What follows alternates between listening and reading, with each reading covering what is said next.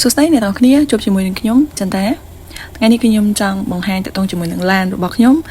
នៅពេលដែលយើងលេងលើកទី1និងលេងលើកទី2មូលហេតុដែលខ្ញុំលេងលើកទី1លើកទី2នេះវាមិនមែនជាការចង់បានរបស់ខ្ញុំទេប៉ុន្តែឡានរបស់ខ្ញុំទិញមកគឺមូល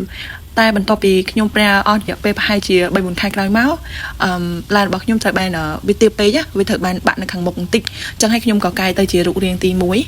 ដែលបងៗទាំងអស់គ្នាបានឃើញគឺយើងចាក់ស្មាច់អញ្ចឹងសម្រាប់ចាក់ស្មាច់នេះគឺអត់តិចទេបងសម្រាប់បងដែលគាត់មានឡេនហើយលេងឡេនពិតជាដឹងអំពីតម្លៃអញ្ចឹងសម្រាប់បន្ទាប់ពីខ្ញុំចាក់ស្មាច់ហ្នឹងមកហើយខ្ញុំកល់បាតមកវាគឺនៅតែទៀបដដែលនៅពេលដែលទៀបគឺខ្ញុំជិះតែខេតអីអញ្ចឹងវាច្រើនតែប៉ះពីអីអញ្ចឹងណាបងអញ្ចឹងធ្វើឲ្យខ្ញុំអត់សុខទេបងរហូតដល់ថ្ងៃមួយដែលខ្ញុំមានលុយគ្រប់គ្រាន់គឺខ្ញុំបានផ្លាស់ប្ដូររូបរាងបែប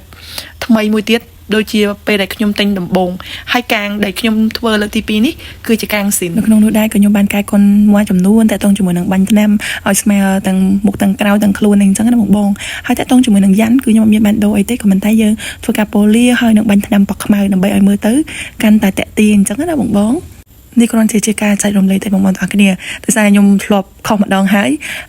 វាមានលើកទី2ទៀតអញ្ចឹងខ្ញុំមិនចង់មានលើកទី3អញ្ចឹងសង្ឃឹមថាបងដែលគាត់ឆ្លាញ់ឡានគាត់ចង់ដូរកាងឡានឬក៏បាញ់ថ្នាំពណ៌អីហ្នឹងសើពីតម្លៃហើយសិក្សាមុននឹងសម្រេចចិត្តធ្វើដោយសារវាអាចនឹងអស់ច្រើនលើពីអ្វីដែលយើងរំពឹងទុកហ្នឹងហើយយើងត្រូវថែមថយវាជាបន្តបន្ទាប់អញ្ចឹងខ្ញុំសង្ឃឹមថាវីដេអូនេះបងប្អូនទាំងអស់គ្នាអាចយកជាមេរៀនសម្រាប់មុននឹងផ្លាស់ប្ដូរឬក៏ចង់កែឡានអីផ្សេងៗអូខេបាយបាយជួបគ្នាពេលក្រោយ